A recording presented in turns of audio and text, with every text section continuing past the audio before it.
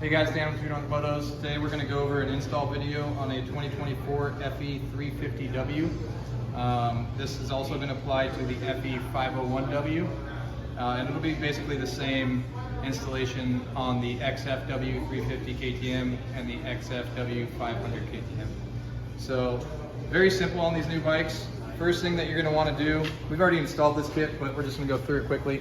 You're going to pop off your under fender. So you got bolts here, here, and up here on the sides.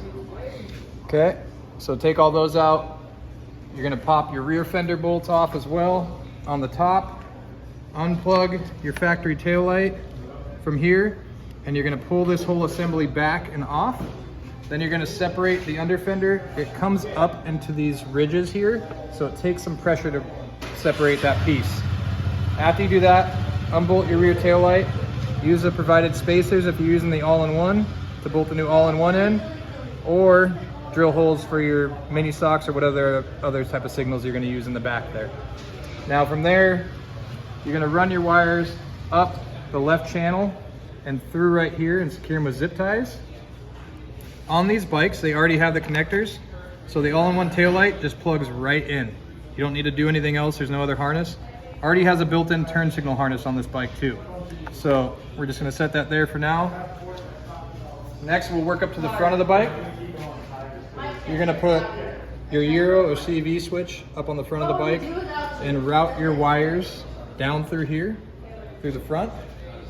This is your factory on-off switch for your lighting system.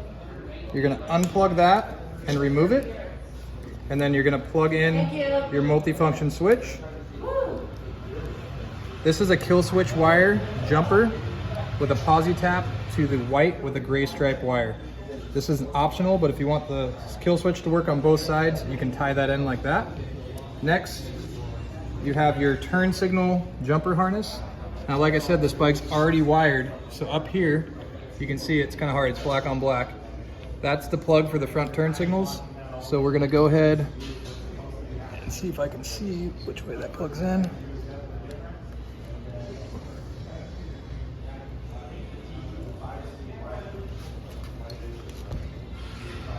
Sorry, my head's gonna get in the way for a second. Just like that. That's plugged in. Now right here, this other plug, this is an optional front brake pressure switch, so you can add this to the kit or not, but the sensor is already there. The turn signals and everything are controlled by the new CAN bus system on the bike. These are your front turn signal plugs. The one with the red wire is your right signal. The one with the purple wire is your left signal. Now I'm gonna move around to this side of the bike. Rear brake pressure switch is going to get installed, so you're going to take your banjo bolt out of the bike. You're going to thread this in with your new copper washers, get it hand tight and seated, and then put a tiny bit of pressure on your rear brake till you see a little bit of fluid come out, and tighten this up with a 14 millimeter. It is important to spin the wires at the same time as you're spinning the new pressure switch in there so you don't break the wires off.